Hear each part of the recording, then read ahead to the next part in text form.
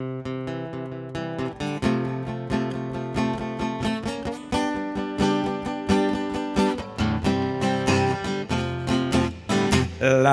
found my thrill on Blueberry Hill. Yeah, Blueberry Hill. When I found you.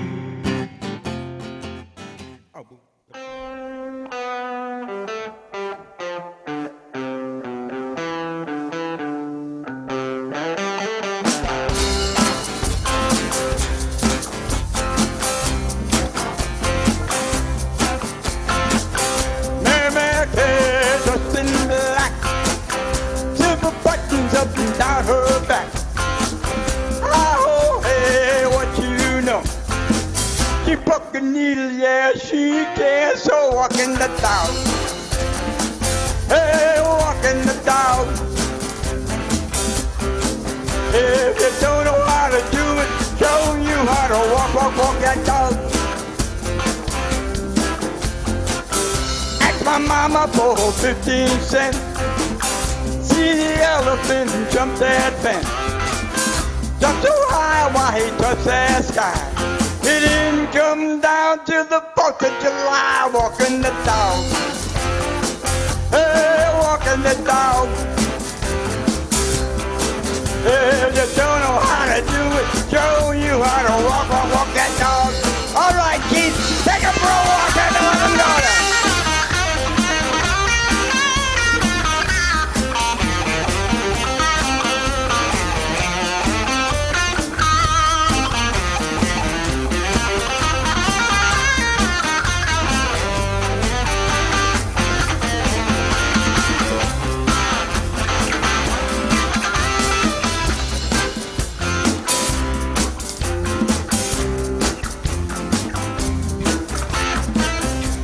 Mary, Franklin Cherry, tell me, honey, how do your garden grow? Silver bells and cockle shells, ready made all in a row. Hey, walking the dog. Hey, walking the dog. Hey, if you don't know how to do it, show you how to walk that dog. Yeah, listen, here we go now. Watch this now. Just walking. Oh, just walking. Just walking. Oh, just walking. If you don't know how to do it, show you how to walk that dog. If you don't know how to do it, show you how to walk that dog. Oh yeah!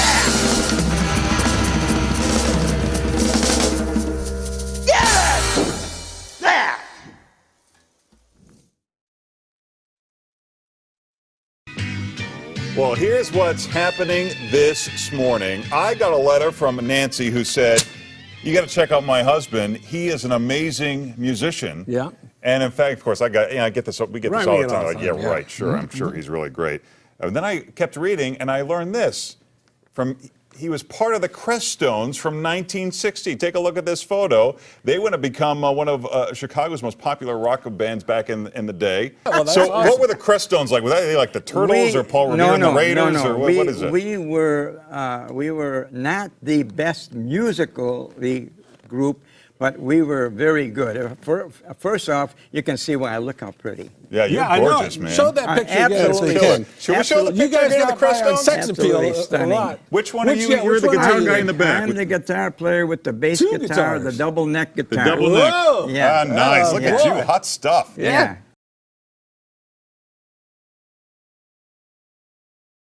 Hank Williams was the one who got you. He is still probably the best country singer ever and country writer ever. So it wasn't, I always thought about that, so it wasn't until I met my girlfriend, she was 13 years old, met her, rode her on a motorcycle. Never screamed, never hollered, just sat back there, and I wondered, wow, that girl, I got to find out who she was. Well, 67 years later, she was still my girlfriend until she passed at 81. And but we didn't know what to do. She lived in an apartment when it's 32 degrees outside. What do you do? So I said, you know what we ought to do? Get us a couple of guitars and just sit here in the kitchen, and I'll sing that Hank Williams stuff that I heard, and you play the lead guitar, reading the notes off. So that's what we did. That's how we got started. And I got to singing You Win Again, and Ooh, Your Cheating Heart, and Collija, those kind of songs that he did. And that's how I got started. Just horsing around, strumming guitar, not doing anything for anybody, just that. So anyway, what would you want to hear? I could give you a few bars of You Win Again if you like. Always use that no matter where we went, even at the Erie Crown Theater. That was the second song we would do, was You Win Again. The news is out all over town that you've been seen running round. Well, I know that yes, I should leave, but then just can't go. No, you win again.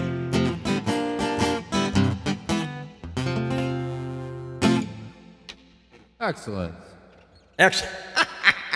Key of F. Key of F. I like F this.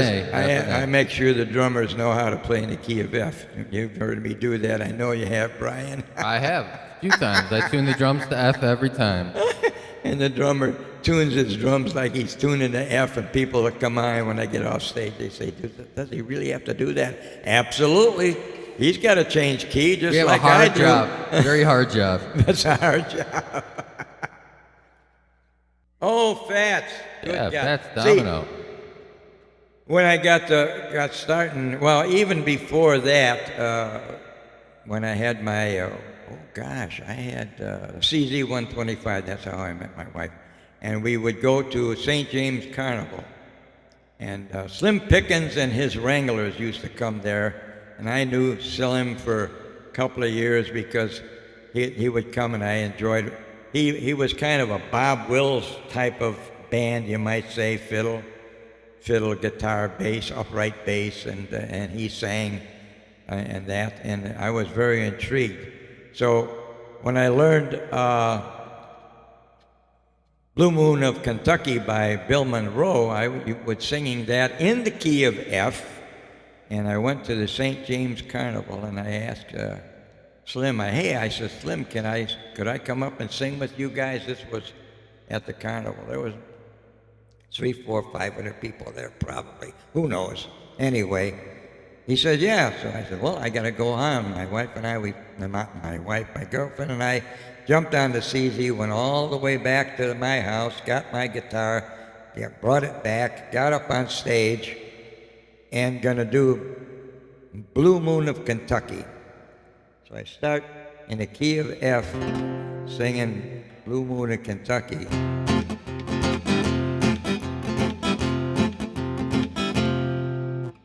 That's an F chord. And when they jumped up on top of me, my guitar was not tuned to their instruments, and it was absolutely awful. And it was the worst sounding thing I ever did. And the people cheered, and Slim says, you want to do another song? I said, no, thank you. Never realizing at any time that my guitar has to fit their instruments, or their instruments have to fit my guitar. So that was the last time I ever got on stage without first Lesson learned, everyone. tuning. Please tune your guitars. Boy, I don't even remember how Blue Moon of Kentucky, oh, Blue Moon of Kentucky, keep on shining. Whatever, I don't know. It's a long time since I sang that song. Since 1953, 54, maybe, yeah. So what about Fats Domino? Well, Fats Domino, when I was playing with the hillbillies, and you call them hillbillies, I'd go to their house near Madison and Pulaski, and we would practice there. So his father played fiddle. So the guitar player, his son, and me would go to the little bars on the corner of Madison and Pulaski and go in. He'd put his fiddle case down, and then we would just play some songs, and whatever tips we got, we would split it 3 ways. I remember coming away one night with $2. Wow, $2 in 1954, 55. Still gas was like 24 cents a gallon. In fact, 53, it was less than that. And that's how we got started. So we did one night go to one of the bars. I don't know where it was. It was on Madison Street. This guy was playing piano. He had an upright bass and a sax man. And his name was Domino. They just called him Domino. I had no idea. They hadn't started to call him Fats then. He wasn't, he was a little chunky, but he wasn't Fats. And whenever that song came out, it was by Fats Domino, and we knew we had met him. We just met him periodically for a few seconds as he plays good piano. And where you from? He's Louisiana. I just came up to play here a few nights, and we're going back next week back to Louisiana.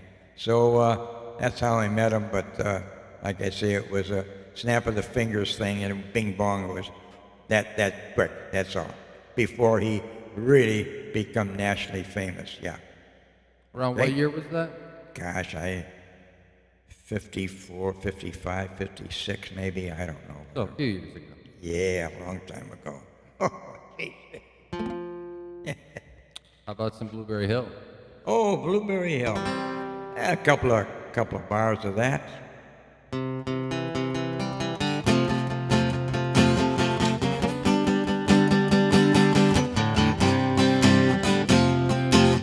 Well, I found my thrill on Blueberry Hill. Yeah, Blueberry Hill. When I found you, the boom stood still on Blueberry Hill. Yeah, it lingered until my dreams came true.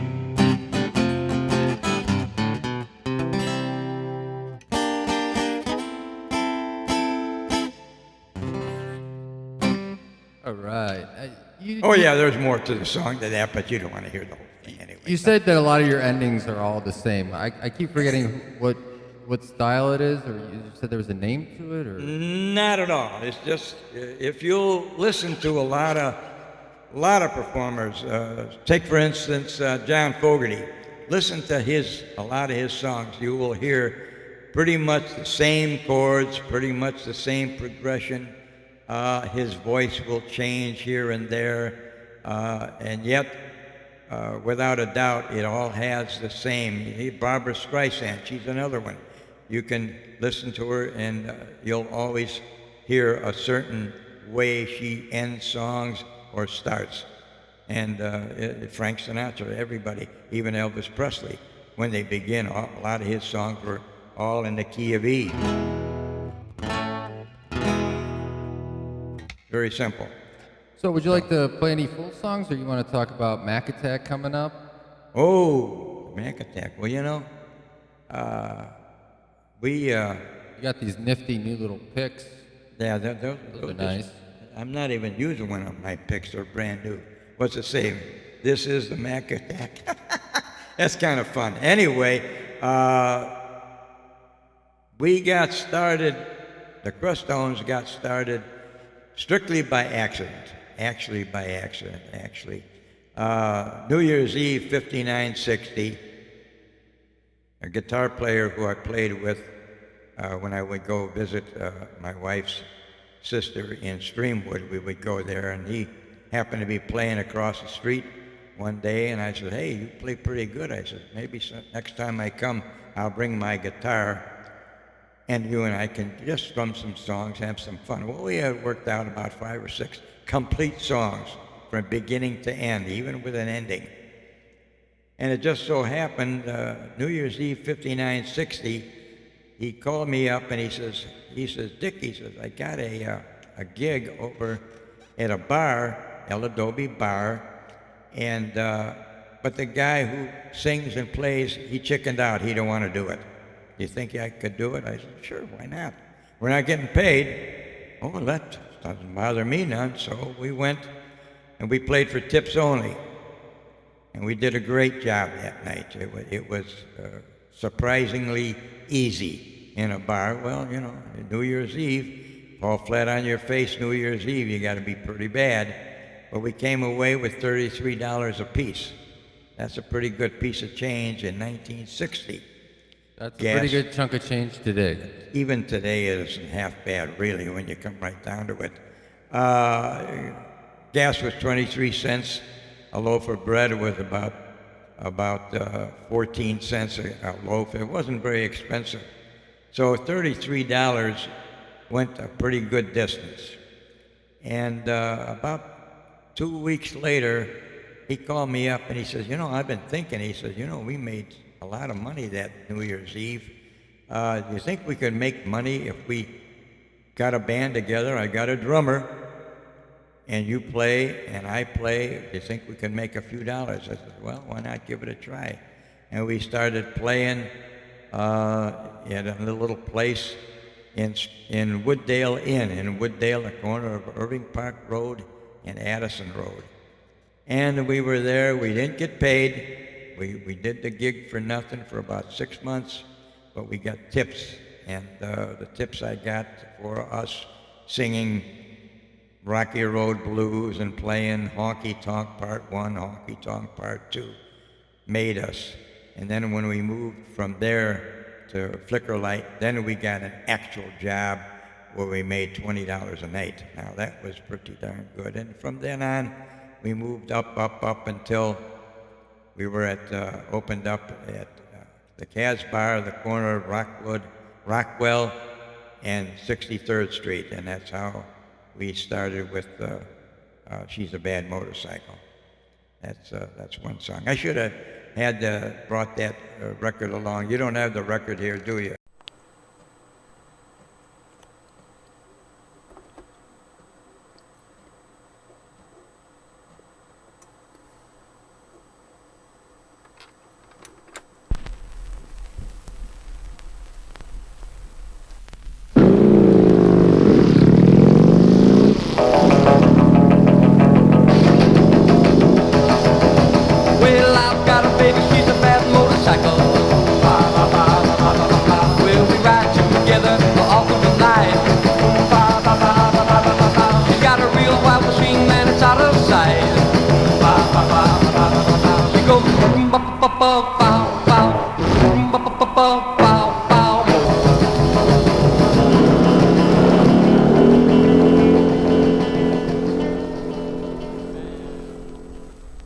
But I don't do that song because that was Jerry Z's song, and when Jerry passed away, I never did the song again. I figured, no, just leave it alone. That's his number. Steve and Kelly and Kathy, they do a fine job of playing She's a Bad Motorcycle. Oh, that they do. Yes, they do. And he finger picks it. No, do you yucca duck rhythm that one, Steve? We'll define yucca duck later. Yeah, you think so? That's a nice answer. Here's a guy. He Stay plays the tuned goddamn for the next song. podcast He where plays we the talk damn about song, yucca duck. and he doesn't even know whether he plays yucca duck rhythm. Anyway, that song was put together right there on the stage. We played behind the bar, and some bikers came in that on a Wednesday night.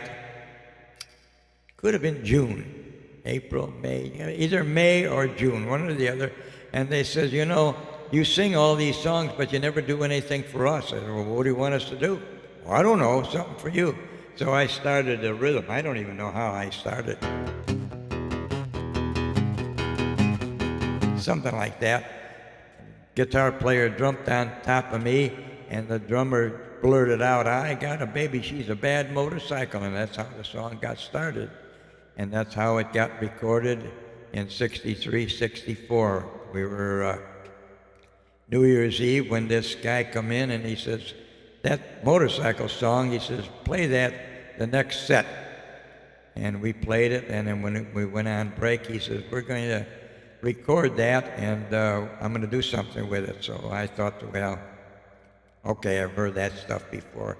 Sure enough, about 3 weeks later, we went to the studio, 3 cuts on it, and I believe it was April 1st, 1964, it came out as number 30 on the WLS Silver Dollar Survey. I was coming home from work and I heard it at 3 o'clock in the afternoon. Very, very good. It was a good song for us. It went to number 11 in the city. It was played in Japan, Germany, and Wow. who knows I how didn't many? know that. Who knows? Oh yeah, who knows how many records we sold? But there was a lot of up and down problems with it, and but it was our signature song, and it stayed with us until we broke up in 1966, Well, March of '66. What if you can't play "She's a Bad Motorcycle"? What would you like to play? What any song you'd like to play? Well, not really. We did a couple. The song I do now is done by the Animals, but I was doing it before the Animals. I was doing it in '61 because it really is a Louisiana Bayou song done by some colored guy. I don't know. We call them colored nowadays. They call them black. In my day, they were colored.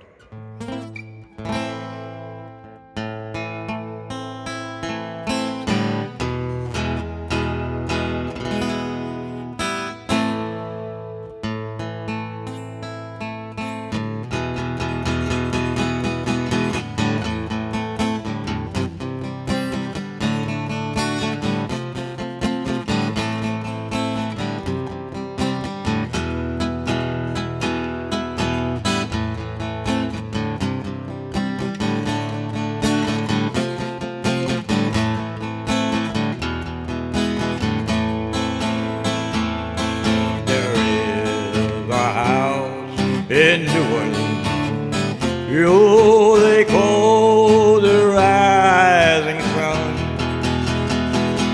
and it's been the ruin of many a poor woman. And God, you know I am one.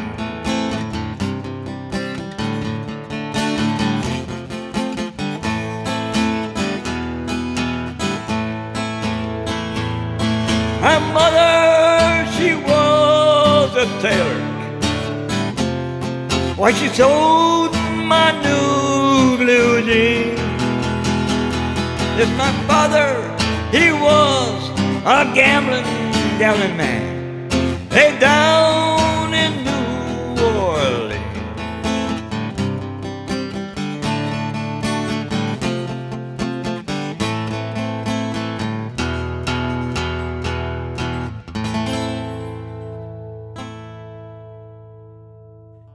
Yeah, I know the rest of the All song, right. but we don't need to do the whole song. You heard the song. That's the first time I've heard that I like it. today. I like that song. It's a fun song. It is.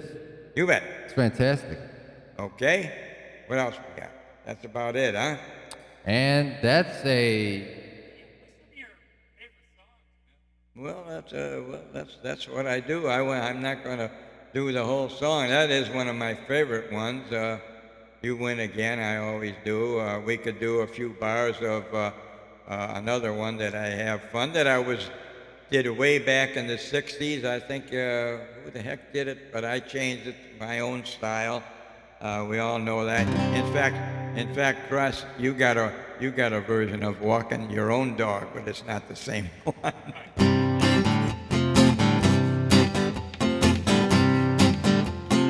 hashtag RiverSunStone. Mary Mack is dressed in black, silver buttons up and down her back.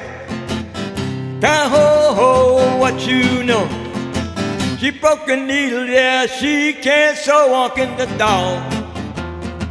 Hey, walking the dog. If you don't know how to do it, show you how to walk that dog.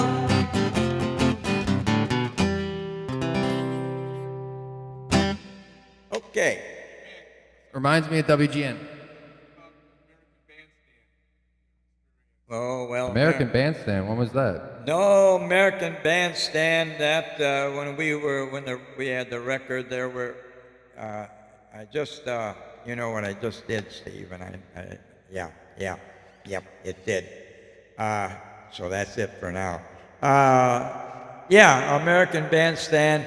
Well, we had a manager. The first time the manager, whatever we did. He got us the record on the air. Then we were scheduled to go on American Bandstand. Or was it 65? I think it was. And we got confirmations come back from the Dick Clark show and all that in Philadelphia, wherever it was, and nobody followed up on it. Nobody followed up on it. I guess it sat on somebody's desk for a month or so, and then that passed, and we never made it to American Bandstand. Otherwise, who knows? We probably would have become national favorites and been on K-Tel Records, and maybe even today, who knows? We might have even had a shot doing a commercial somewhere out for Harley Davidson or something on TV. Who knows? But unfortunately, we never made it. We opened for the Dave Clark Five, Jerry and the Pacemakers. We backed up Bobby Goldsboro, Jimmy Clanton. Oh gosh, a whole mess of different people. And Ralph Donner. Ralph Donner was a local Elvis impersonator. In fact, his son still today is playing open mics and what have you in and around. Eric Donner, I know him, and it was a whirlwind for about 2 years, and then when the song was taken off the air, then you just go back to being a normal person again, and that's it. So we just play open mics and stuff today and have fun, and be darn glad I can still play a guitar. Sounds fantastic, Mac. Yep. Oh, I still ride motorcycles and I play with electric trains. How's that sound to you? I have a Harley trike. Now, I have an extra wheel. At my age and pushing the daylights, getting pretty close to, not too far from 90, a couple of years anyway, I need an extra wheel. But I still think it's still good. It's still a motorcycle, no matter how you look at it. You're out there in all kinds of godforsaken weather, rain, and what have you. So it's still a motorcycle, regardless. Yeah. And I play with electric trains, Lionels, American Flyer. Well, you know, we three-rail guys, we fight with the two-rail boys, and that's one thing about it. The big one coming up is not this Saturday, but next Saturday. We're opening for Maggie Speaks at Montini High School, a place where my wife and I worked for over 40 years apiece. So I'm glad to go back and perform and probably see an awful lot of people that I knew. Probably Bronquettes. I formed the Bronquettes 20-girl dance squad there. Was their coach moderator for 17 years. And yeah, so I'm looking forward to going and playing at Montini. And Keith Bondi and Dream Soda, right? Dream Soda is going to be on the venue too, and I'll play my set portion of it, and then Dream Soda come on, and then have a great day. Plan on it. May 4th was my birthday, and that was a good one. You played Muggs and Matter, and it was a good one. That wasn't a good one, Cal and Cass? I thought it was. I had 6 people come out. In my career, there's probably a dozen, you don't never heard of me, but I played before thousands and thousands of people, 14,000, 15,500. I've been at every venue you could say in the Chicagoland area at one time or another. I played behind Howlin' Wolf and all kinds of people. So, and I met this guy, never knew who he was until later on, but his name happened to be, we happened to go down to Madison and Pulaski to play in a bar, and this guy was playing piano. And he introduced himself as Domino, but I don't think he was called Fats then anyway. When the song came out, I picked it up, and I've been doing it now for whenever that song was out. I don't remember.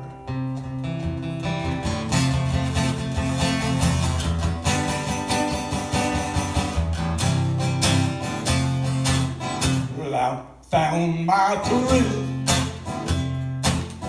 on the hill, yeah, Blueberry Hill. When I found you, oh, boom, boom, stood still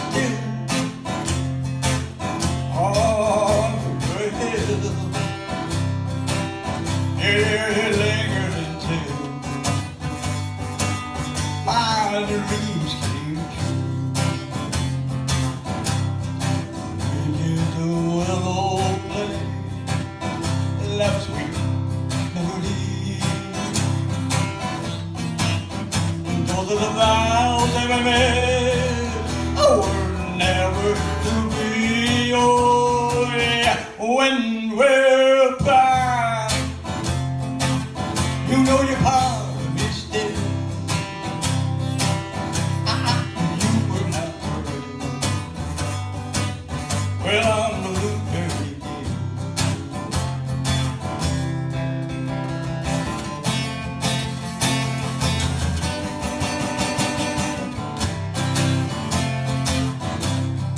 When did the willow play? Love sweet melody.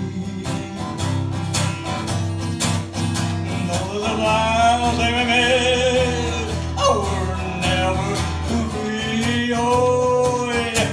When we're apart,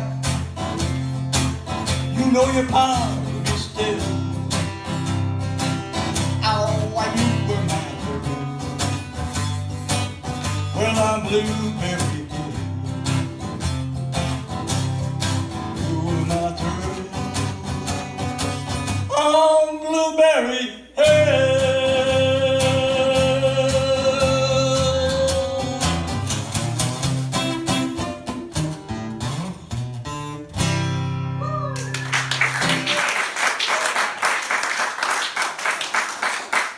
When I met my wife, she was 13 years old. I gave her a ride on the back of my motorcycle. And I've always been proud of what I did, because she didn't scream, she didn't wiggle, she didn't say a word. You want to go and be excited, go to Riverview and ride the bobs or some other stupid thing, but don't ever scream and holler on my motorcycle, because that's not what I'm here to do. Somebody scared me one time on a motorcycle, and I swore to God I'd never do it to anybody. A motorcycle is the most safest thing in the world if you know how to ride it. And I know how to ride it, and I still ride mine today. So what happened is she was 13 years old, lived in an apartment building. The first winter, how many games of dominoes can you play or checkers before you say, what else can we do? So you know what I did? I said, why don't we get us 2 guitars and I'll get a songbook and sing Hank Williams songs. How would that be? And to my knowledge, never thought that it would ever turn out the way it did. I've been doing this song for the past how many years? Always the second song of every time I say. Not all the time, but every time I opened for anybody, it was always, even at the Erie Crown Theater, it was the second song we did. You Win Again was not written by Hank Williams, but was the first song in his songbook. The news is out all over town that you've been seen, yeah, yeah,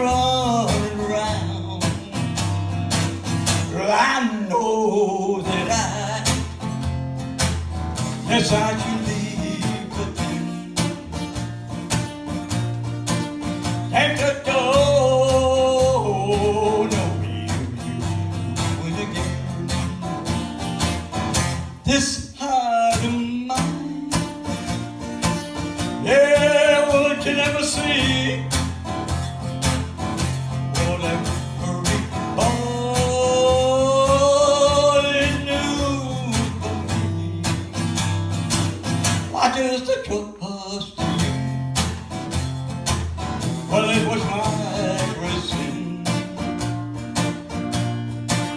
Just can't go. No, you.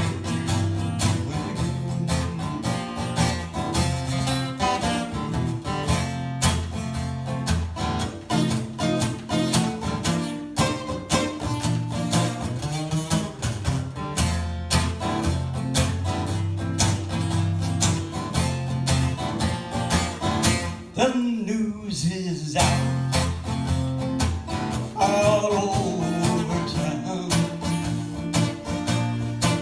that you've been seen, yeah, they're running around. Well, I know that it's time to leave with them. Just can't go.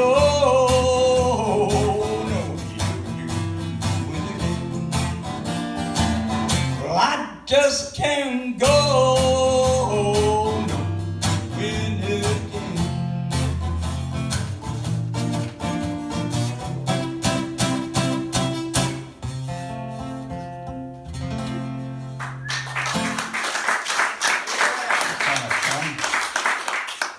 Steve, I'm going to go out on a limb. Okay. And the reason I'm going to go out on a limb, I haven't done this song in over a year. Maybe 2 years. Oh my God. Yes, right. And the reason I'm going to say that, if you notice, there's no chord books up here. There are no words. No Mel Bay, huh? No Mel Bay book 1 or book 2. I haven't done it in a long time. It's kind of fun. It's a title of Tim McGraw's first album, Not a Moment Too Soon. We'll see if I can get through it. I kind of like to do it. The reason I'm doing it is my wife would have me sing. I used to sing to her every single night. Every night I would sing a song or 2 or 3, and of course she's been gone now for over a year. So I like to do this one. I haven't done it for so long.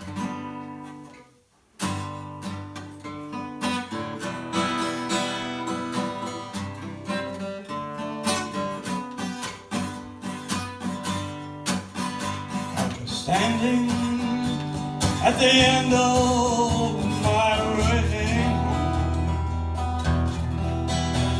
with nowhere to go, no pot of gold inside. Wishes way too much to hold.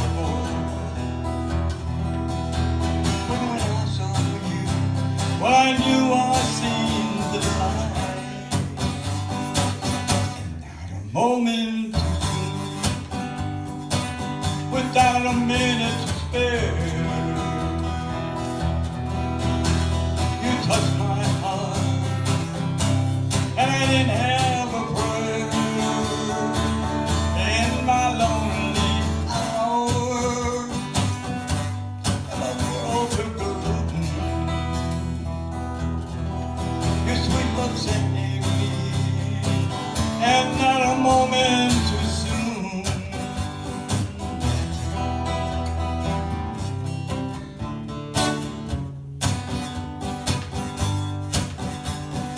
Used to think that love would never find me, and the one who cared was somewhere lost in time. I found you, I knew I found forever. You rescued me just before I crossed the line, and not a moment too soon,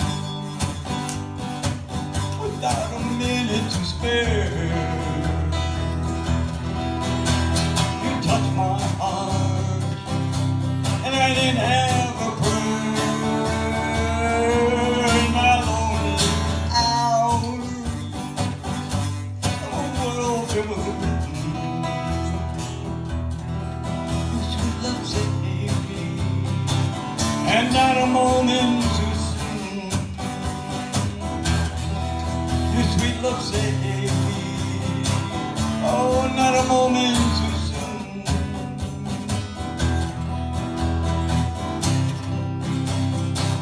And not a moment too soon.